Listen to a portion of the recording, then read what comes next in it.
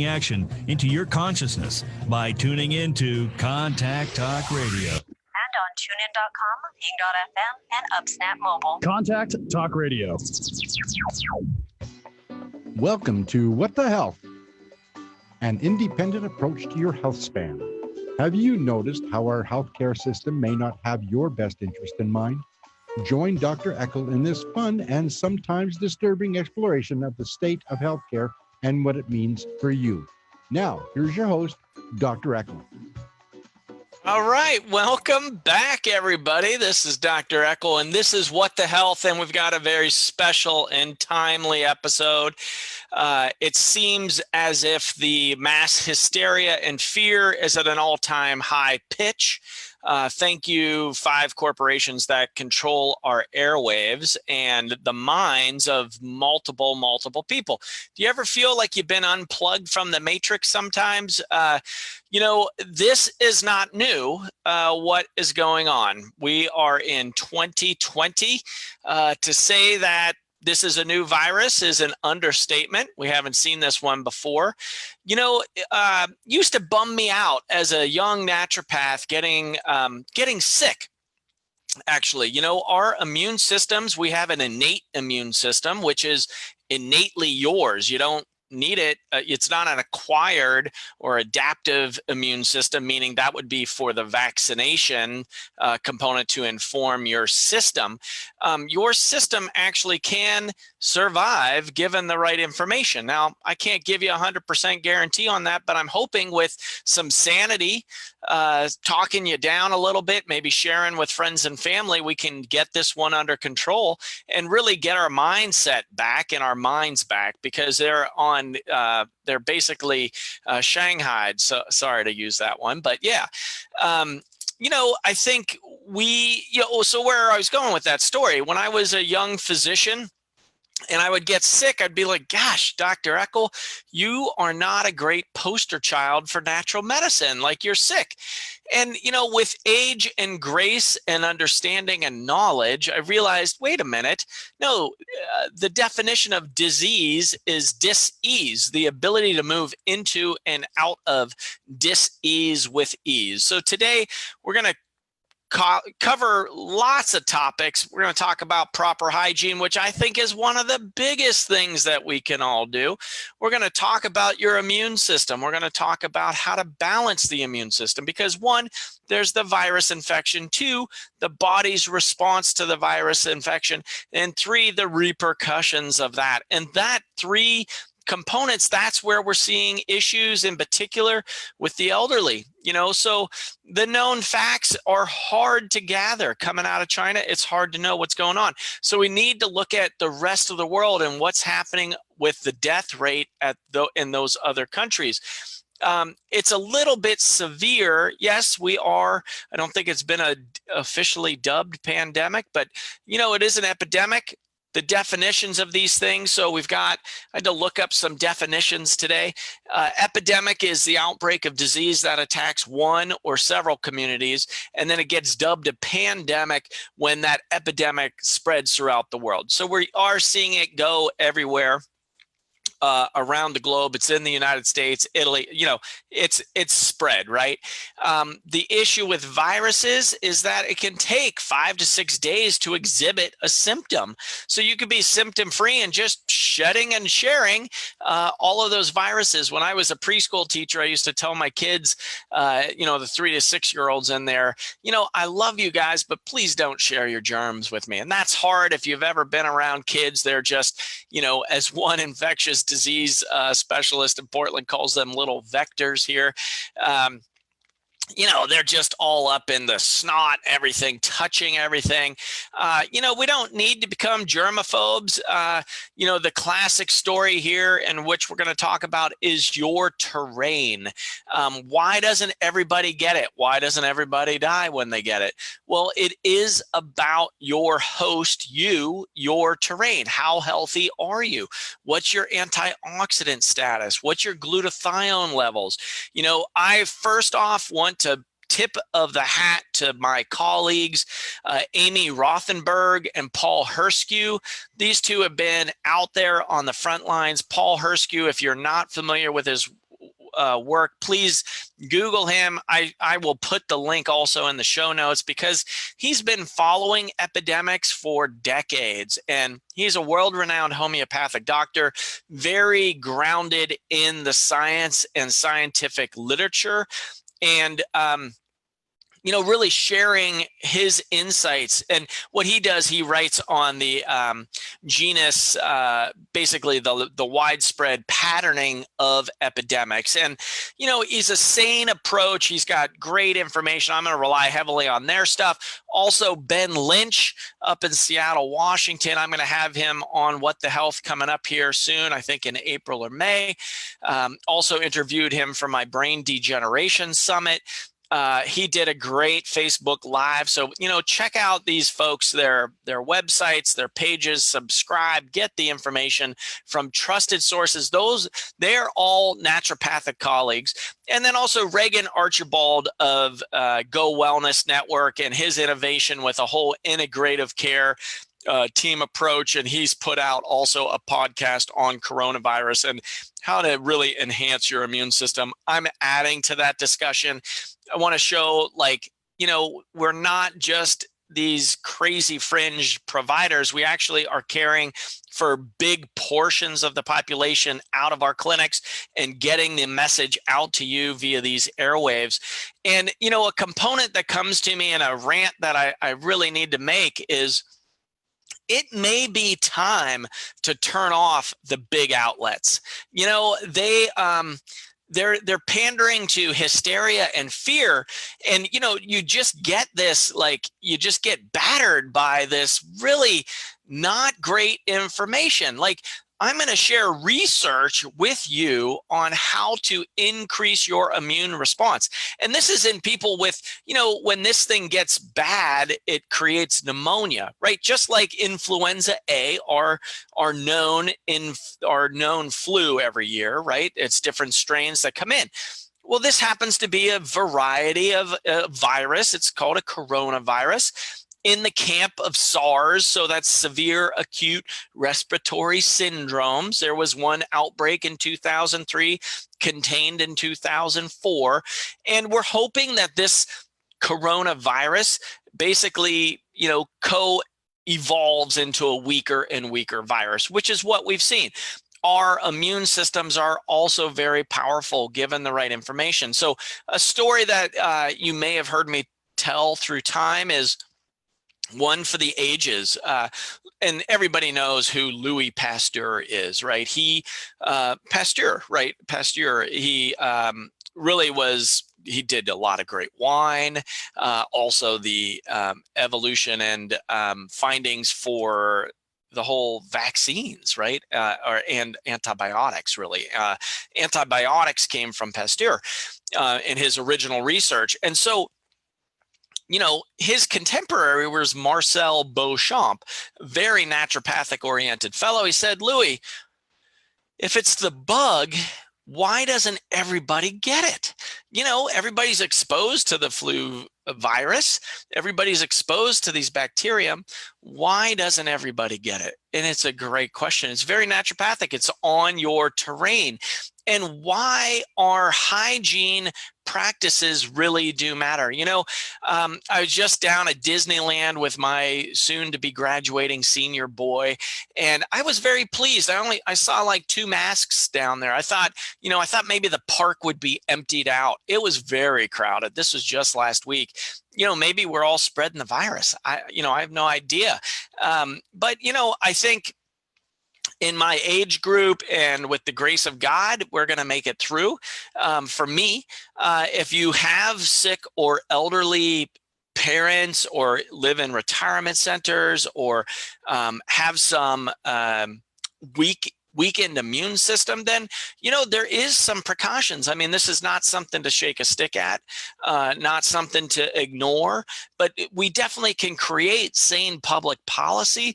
We can help educate people, right? The root word of doctor is docere.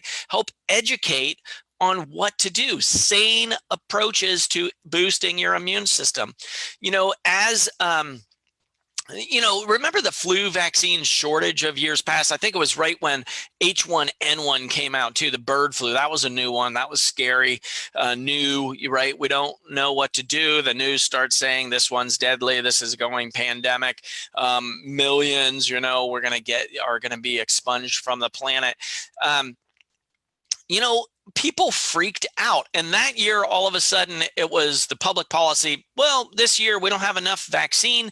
You don't really need the flu vaccine. I wrote an editorial with my partner, Dr. Greg Nye at the time, on what to do. That was a decade or plus, 12, 13 years ago. Nothing has changed in public policy. It begs the question as to, well, who's running that show, right? There's not been great research on vitamin D in that last decade, which is one of my recommendations. There's been no big recommendations on vitamin A. Thank you, Dr. Ben Lynch, on that one. Glutathione support on, modulating our immune system. There's not been big money poured into this when you're talking about herd immunity. It drives me batty because there is research, right? This is not some fringe element. We have peer-reviewed research to support, hey, this is what we're seeing in community-acquired pneumonia, which is basically the deadly part of these viruses. So, I hope that you share this one. If you like the show, please leave some reviews. I got to get some reviews up there to help get the word out. So please share and comment, please. So, so this is from Dr. Rothenberg, right? So this is basic concepts to, help avoid exposure during very virulent, so meaning very contagious viruses, which this one shows is very contagious, right? It's spreading like wildfire. I think both. Maybe wildfire might be more apt because it has just gone globally. And it's an RO value of one person infected will infect 2 to 5 other people. Now, these numbers are not exact, so please do not quote me on those. Those are as up to date as I could get. I was just really cranking it out the hour before this because I wanted to have up to date, relevant information.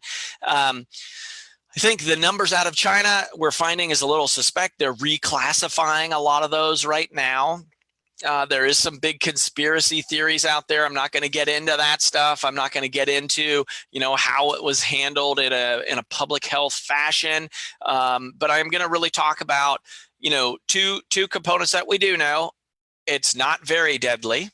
And second one, it really affects those with weak immune systems and elderly. And in fact, some of the death rates in the elderly over 80 years old, this is with comorbidity, meaning they have something else going on, some weakened immune system, cardiovascular disease, they're on medication, so they're not super healthy, 15 to 20%. So that's a high number right there.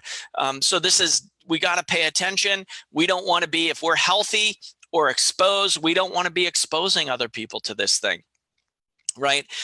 So I asked a couple people, what were their biggest concerns or questions about this virus?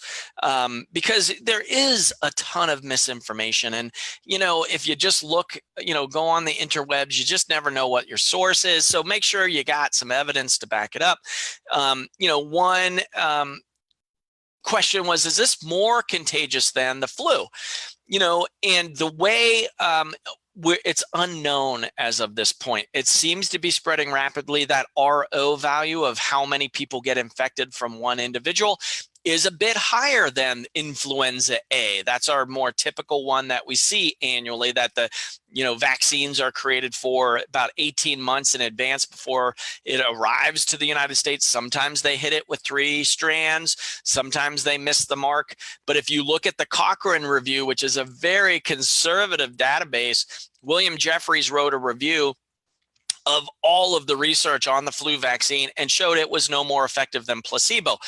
I know you're not going to hear that elsewhere. You're not hearing that in the New York Times that says go get the flu shot because it could help limit or help your immune system cope better with this virus, even though there is no viral strain in the flu vaccine. for the coronavirus. You're right. Like, what frickin' recommendation is that? Because what is the adjuvants, the crap that is in that vaccine? We got, it's grown on eggs. So if you have allergies, I mean, there's all kinds of adjuvants, it's called, to spike your immune system response and get the cells up and the memory there. I don't recommend that for the 20 to 70-year-old population. We can talk about, specifics for individuals. These are broad guidelines. So please, big asterisk, to do your research, get this information, make up your own mind. How about it? Like, let's stop subjugating ourselves to the authorities, because I think we're finding the emperor wears no clothes, and we really need to trust the people that are talking to us with the information, like research backed, not just mass hysteria with the biggest microphone, or say it so many times that it becomes real. Like, this is real info. So back to that flu vaccine shortage. I know I'm a storyteller like that, and tangents sometimes are relevant.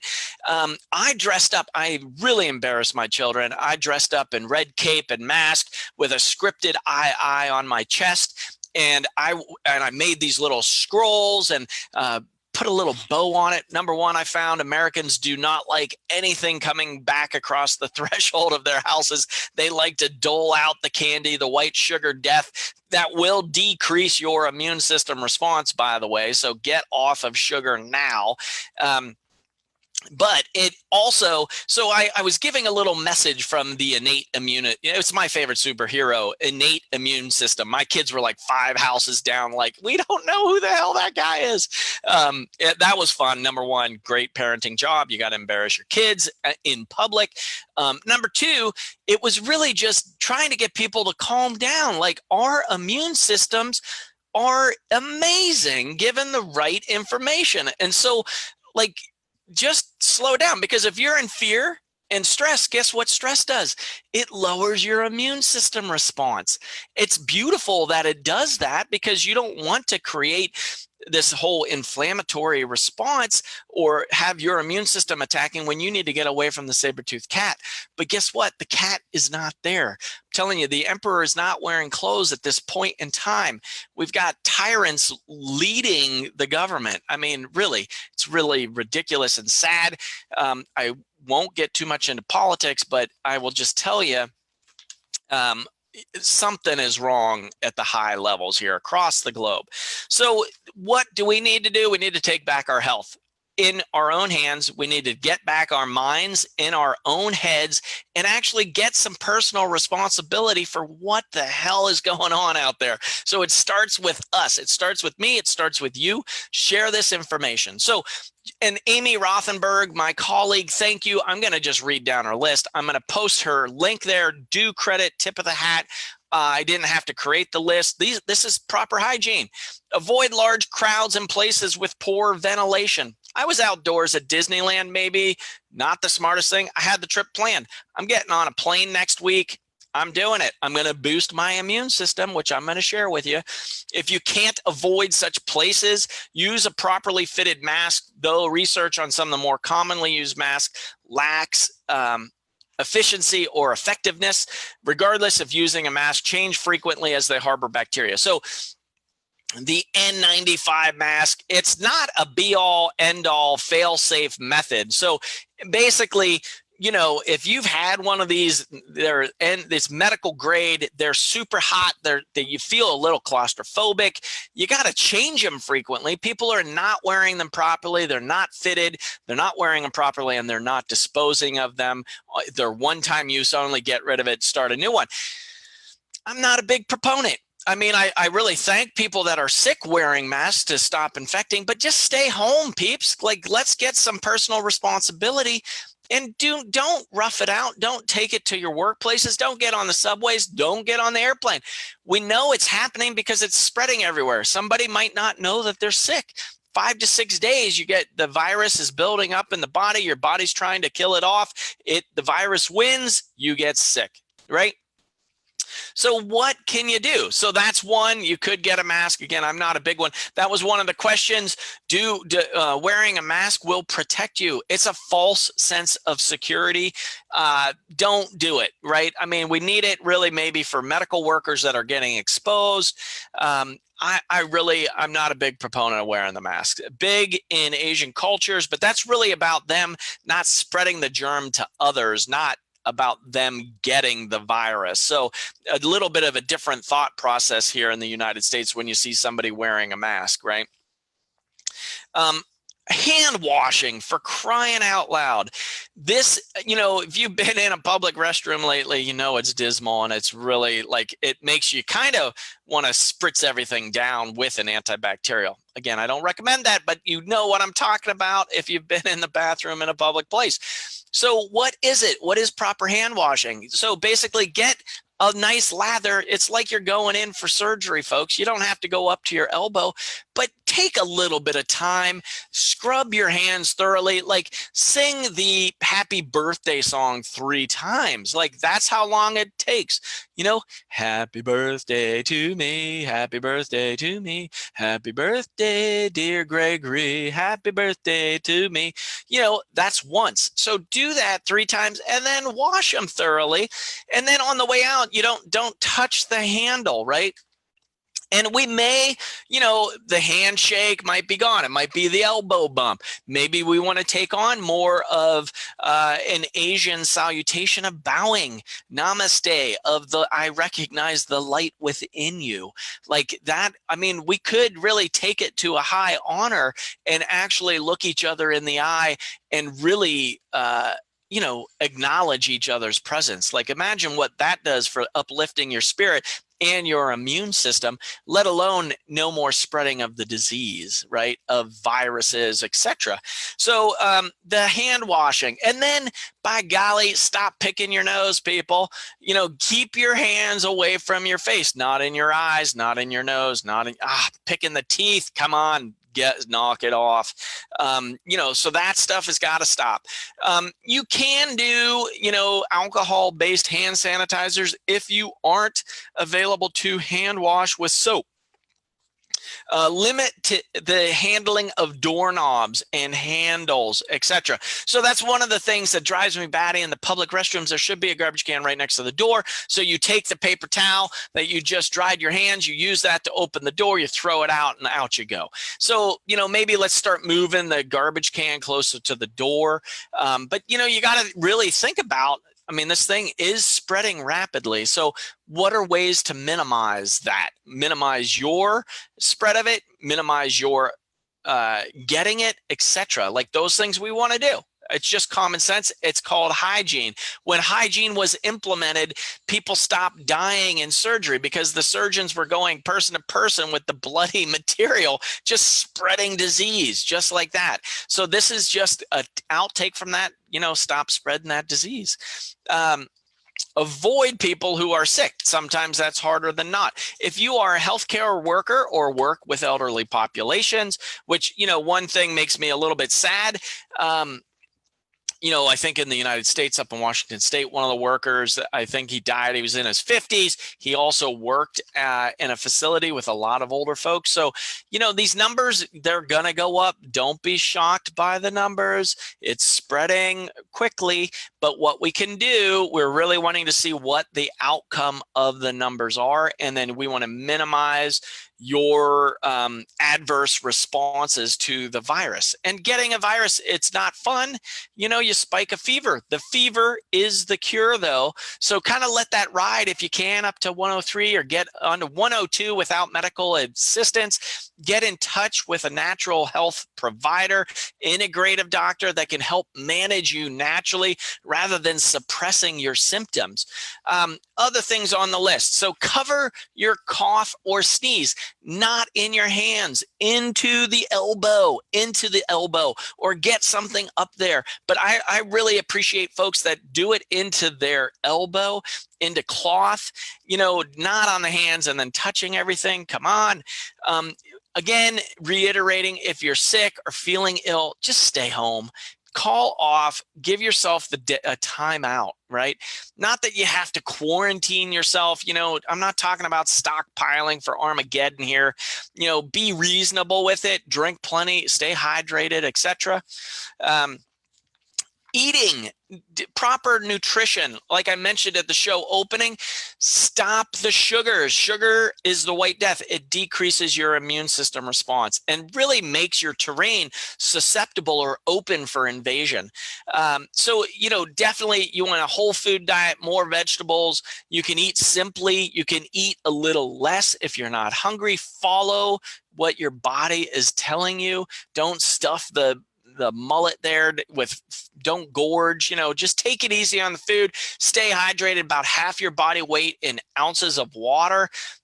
Don't drink alcohol. That also lowers your immune system. If you're smoking, you've heard in other podcasts, that's the biggest lever that you can push to get off of that. Exercise really helps your own immune system.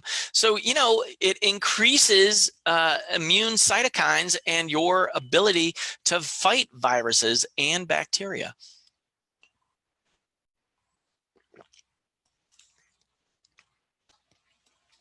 Reducing your stress level. So how do you do that? And in fact, I ask all of my new patients, what's your stress level? And what are you doing to address it? So what does that mean? Of course, I'm the naturopathic doc on the air. Get out in nature. The research, like we needed research, thank you doctors that are doing it, but shows it reduces your cortisol, your stress hormones by 20 to 25%. Better yet, when you're out there, take your shoes off and put your feet on the planet. It's called grounding, walking barefoot. Very important stuff. It will ground you. It will reduce your stress. Well, what if you don't have access to that? Well, actually, viewing pictures of nature will also help. So you can just view pictures. I'd rather you get out there. As my kids say in Portland, Oregon, there's no such thing as bad weather, only bad gear. So get the right gear. Take an umbrella, whatever it is, but get out there and do it. You can also read a book. You can cuddle. Hugging for 20 seconds or more releases oxytocin and decreases your stress level. Of course, getting adequate rest. Turn off the news, for crying out loud. It's just peddling stress coming out, right? CNN, the Crisis News Network, and whatever you're watching, like that stuff. Yes, you want to stay up to date, but you're gonna hear about it. If it's in your town, you're gonna see people with this virus. It's okay. We're gonna downregulate it. I'm gonna give you some stuff that I think is part of my, cold and flu regime. Now, not specific to coronavirus, but we know maximizing your body's innate ability to heal will make you less susceptible to the negative consequences of this virus. Yeah, and then if you have any comorbidities, that the other conditions, like taking back personal responsibility for your health. Stop giving away your power. Sorry, I'm losing that word in my rant. To others, to the authority. I'm telling you, you are responsible for you. And it doesn't mean that we don't have community outrage. It doesn't mean we don't have public health. But if we start at the individual level and work up, this is not a top-down solution, right? It's not coming from above. We need to take back the health of our communities, and we can do it. We can do it with a lot of love. We can do it with a lot of respect. We can do it with a lot of honor. But we've got to do it. Like, now's the time. Turn off the blabbing, talking head of, you can tune into some trusted sources, but this is not a minute to minute, like, what is going on? I'm seeing my patients are coming in complete hysteria, and that is not good for your immune system. So breathe. That's another stress reduction technique. Doing yoga, Tai Chi, Qigong, chanting, singing, stimulating your vagus nerve, etc. Like, slow it down. Gratitude, appreciation for nature, the micro moments, really acknowledging each other, looks in the eye, opening your heart. These things reduce stress. So let's do it together. It's a better world, really. We can do it. We can use this as the instigating factor. So then, okay, what do we do to boost our immune system? So, the component, this was back This was back in the day when we did have that H1N1 and shortage of vaccine where people were freaking out. It's not the first time. This is not the last time. The little flyer that I had there, I had vitamin D is amazing, boosting your natural killer cells and increasing your innate immune system. I have seen HIV positive patients make it through pneumonia in the wintertime. So basically, no immune system, quote unquote. That is a weak, immune compromised individual, got pneumonia and survived. Well, how did they do that if they didn't have antibodies to whatever came through town, any of the viruses or bacteria? Well, you have a cellular immune system that knows how to protect itself. So we just enhanced that. That's what we did. You can do alternating hot and cold to stimulate your immune system, getting the vagus nerve toned and relaxed, and getting your sleep under control and getting sleep sound so you get a deep restful sleep. That's how your body heals. So we need to do that stuff. Zinc and copper. Dr. Herskew, Amy Rothenberg's partner, writes about homeopathics, but he also posted some interesting stuff on a previous epidemic around copper as a sanitizer, which really should be instituted into hospitals, but they haven't taken them up on that. That's research out there that shows there's a halo effect around copper it will kill viruses and bacteria. So I'm not saying do body scrubs with copper, but it is something to consider in a public health fashion, don't you think? Like, these are sane things that we could be researching, and I would say implementing now. So zinc with copper, I think zinc is a great immune system enhancer. Wet sock treatment is something to consider here. It's hydrotherapy to increase your own immune system. So what you do is you do 2 pairs of socks. You do a hot foot soak at nighttime. You take a thin pair of cotton socks. You put them under the spigot as cold as it goes. You wring them out so that they're damp, not dripping. You pull that right onto your hot feet. You pull wool socks right over top of that, or smart wool, whatever you got, and you go directly to bed. You do not pass go.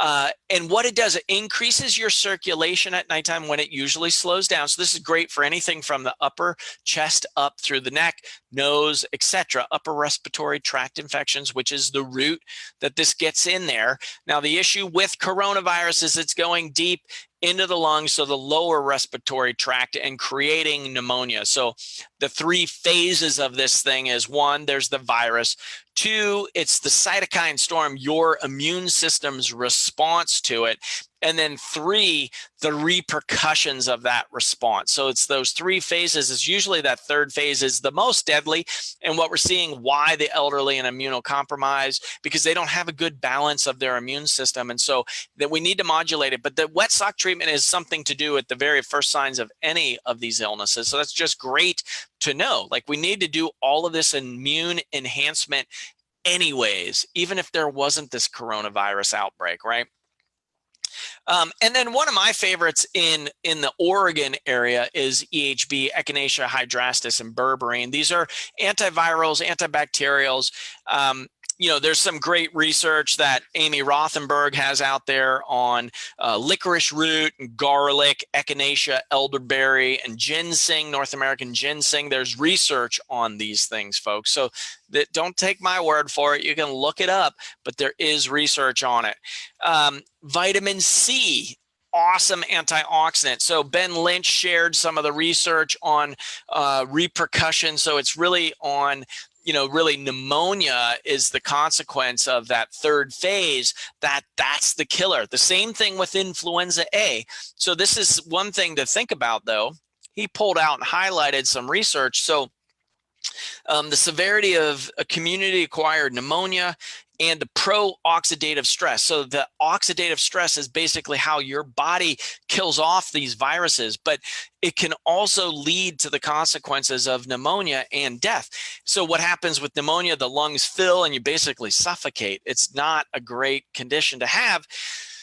Why is it more prominent in the elderly? Well, their immune systems aren't as well. As we age, stomach acid goes down. You're not absorbing fat-soluble vitamins. So Dr. Lynch pulled out research on vitamin A, which was my go-to kind of immune system booster about 20 years ago, 15 years ago.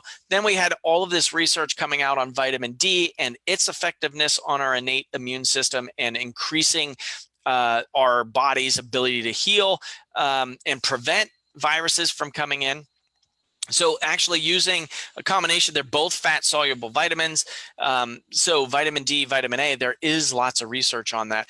The research that Dr. Lynch was sharing was around elderly populations showing a decrease of vitamin A, also showing a decrease in glutathione. Glutathione is an antioxidant. So when we're talking about oxidative stress, these are antioxidants that help balance that out. So some have postulated, and actually in the research shows, if you have a low glutathione level, low vitamin A level, and there probably is a genetic underpinning as to why that is. We don't have that correlation or connection or research yet, but we may see it. It tends to be more deadly. And so, you know, if you don't know what your status is, you can get these things checked. You can get your antioxidant level checked. You can get your glutathione level checked. But also you can just take these things as well in appropriate doses. Fat-soluble vitamins, there is some caution around toxicity because they build up in your fat.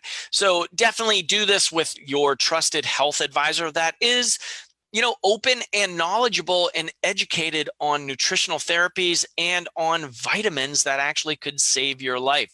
So simple measures. Number one, the hygiene measures. Again, I want to reiterate and focus on those. Those are big.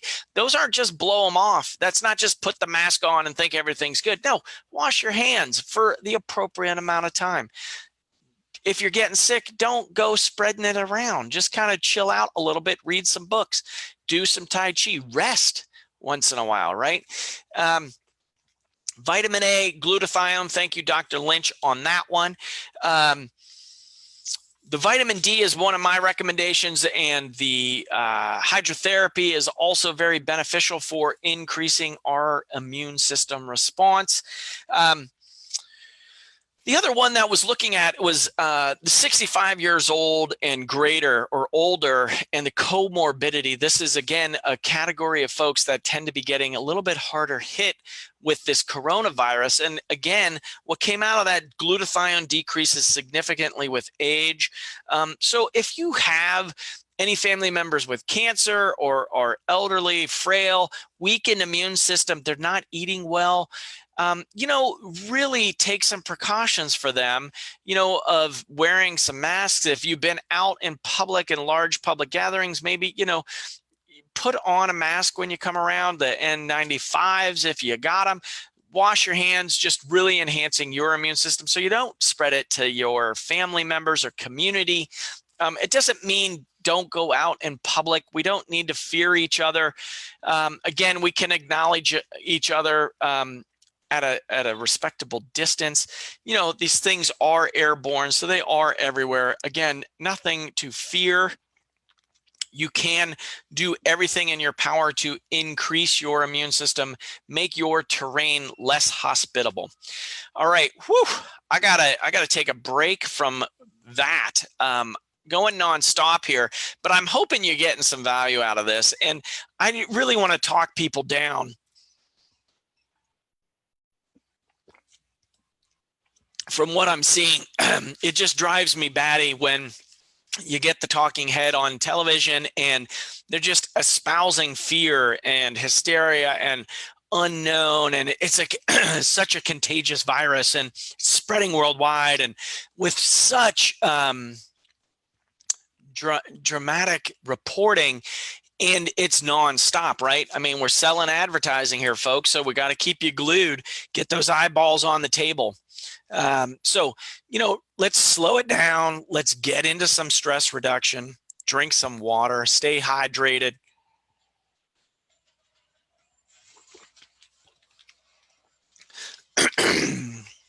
Some other things to consider, right? So the glutathione system really is in play. So one, I mentioned the fever is the cure, and it's on me. I forgot to mention this earlier. You know, it has been a bad viral year already before the coronavirus came along.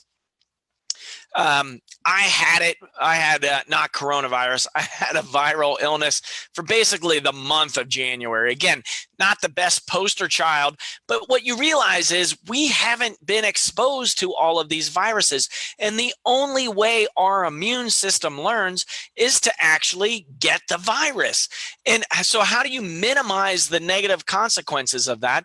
That's in these things that I'm sharing with you today. So please share this with your friends and family, your community, and let's get the word out. Like, we can talk each other down off the ledge, promote more love, more connection, and acknowledgement. So, you know, by really getting educated about how our immune system functions. So, you know, glutathione, a key role. So glutathione in pneumonia hasn't been characterized, but vitamin E, vitamin C, and glutathione is been measured as reduced in children with pneumonia, right? So that pneumonia is a negative consequence of this coronavirus. As it is, that's the killer of about 44,000 people in the United States from influenza A, our more typical flu that we see every year. So what makes this one different? It's a little bit new, right? New. We don't sometimes like new because it's unknown. And so what I'm trying to do is just educate you about the things that you can do, what are in control. The worry isn't going to help you. Caution on vitamin A. If you're pregnant or nursing, that is not something that you want to be doing at high doses. High doses, 100,000 units of vitamin A. 110,000 micrograms or 200,000 units. So that was, there were 3 studies in a 1999 study. Again, thank you, Dr. Lynch, for that one. It can cause birth defects though. So, and if you're a smoker, do not take vitamin A because that is teratogenic, cancer causing. So there are some cautions. So this is not just willy-nilly take everything that Dr. Eckel said.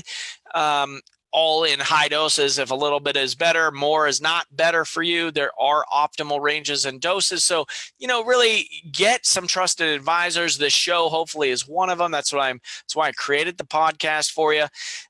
You can still travel. You know, I think there is, you know, I've heard of some study abroad programs getting canceled, and Northern Italy is closing down train stations, stuff like that. You know, I think maybe a little overkill, but I think they're being cautious, you know, in the grand scheme of things. Hopefully we don't get too much more hysteria going around over this one. It doesn't seem to be a deadly virus. It is contagious. It is spreading. And if you are older or have a weakened immune system, okay, we want to watch that for you. The other one was vitamin A deficiency associated with lower respiratory tract infection. So that is the pneumonia. So that was Dr. Lynch's recommendations. I would throw in vitamin D. I would also, I'm taking vitamin C with me on the plane for increasing my antioxidant status, increasing my vegetable intake, increasing my water intake, really tracking my sleep, making sure I'm getting adequate rest when I can.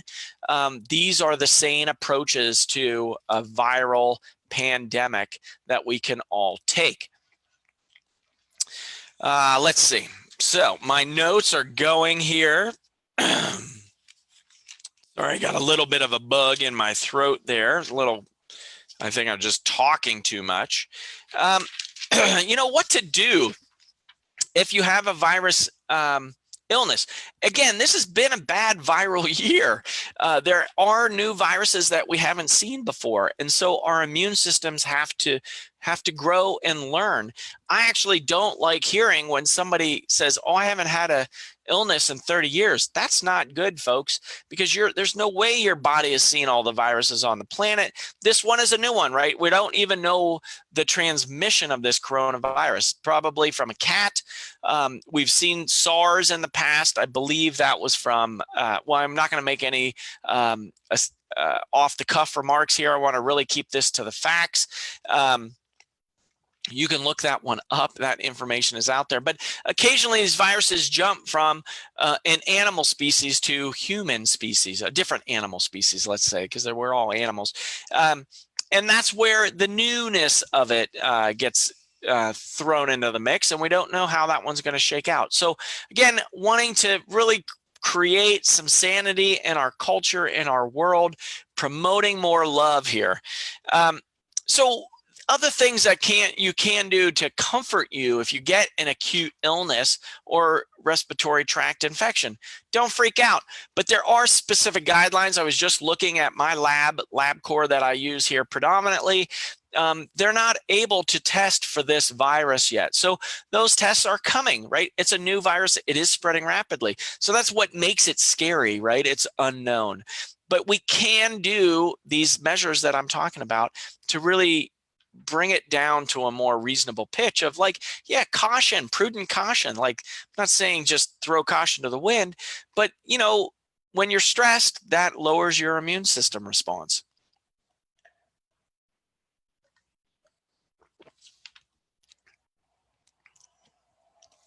If you do get, oh, right, a word on the flu, sorry, on the virus, fever. This is the word I'm looking for. So fevers are interesting, right? We've been taught to suppress these things, but you know, as I learned in naturopathic medical school, the fever is the cure. Yeah, it doesn't feel good. I mean, I think the last time I had the official flu was 2000. You know, fever of 104, and boy, that feels like a train has hit you. You're deep, achy in the bones. You can modulate and you know, watch that with, you know, cold baths, cold showers, cold towels, etc. I don't recommend going that one alone. I would get your health team involved on that just to make sure you're monitored, because that is, you know, there are some serious consequences of too high a fever. You can develop febrile seizures, and that is a medical crisis. So we don't want you getting into that. Again, don't take this willy-nilly, but you do want to let the fever ride as long as possible, because by increasing your body temperature, that kills the virus.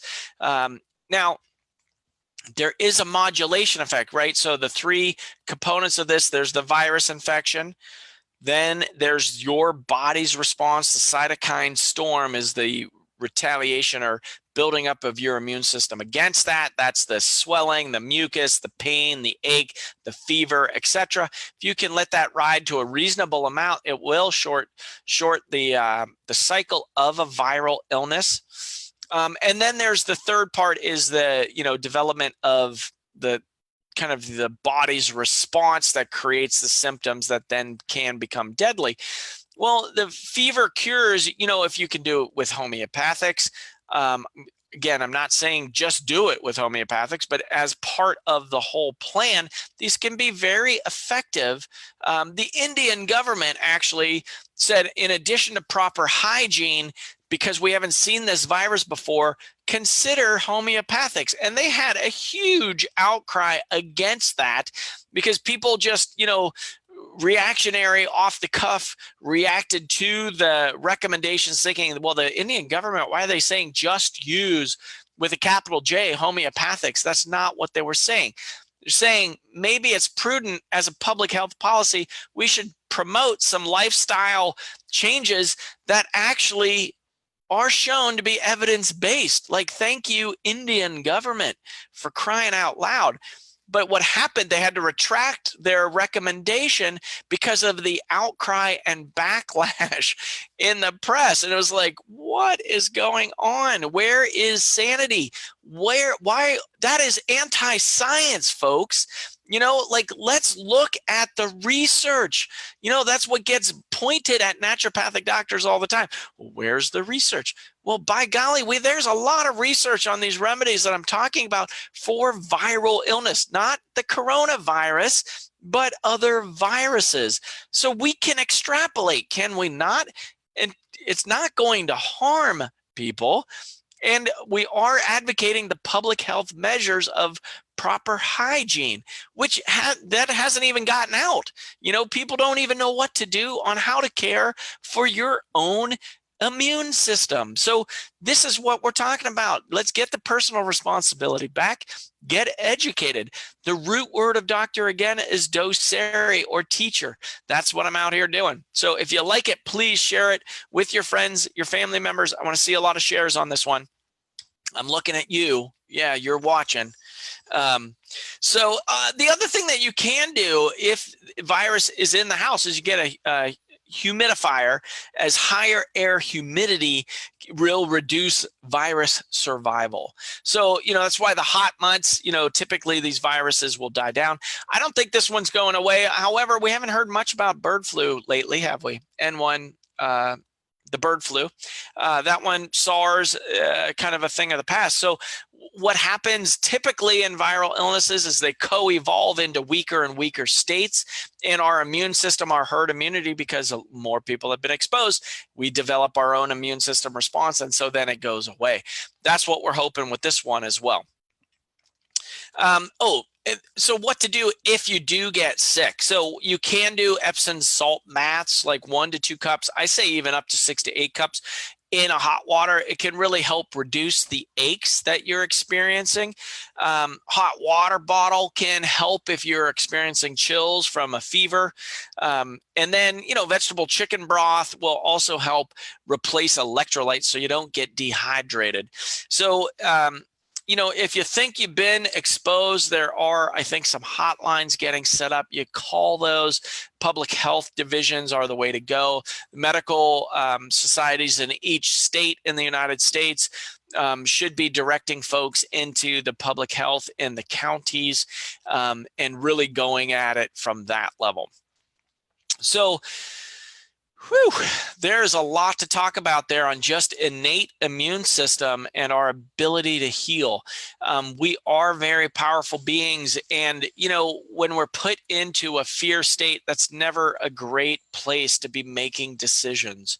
And so if you feel like you're in fear or have any hysteria, one simple measure is just turn off the news, number one, stop the input, and then just take a little inventory, like feel your body on the chair, feel your feet on the ground, listen for any sounds that you may be hearing, really start coming back to yourself, ground yourself. How do you know if you're in fear? Well, okay, you have rapid repeating thoughts. You're not taking deep breaths.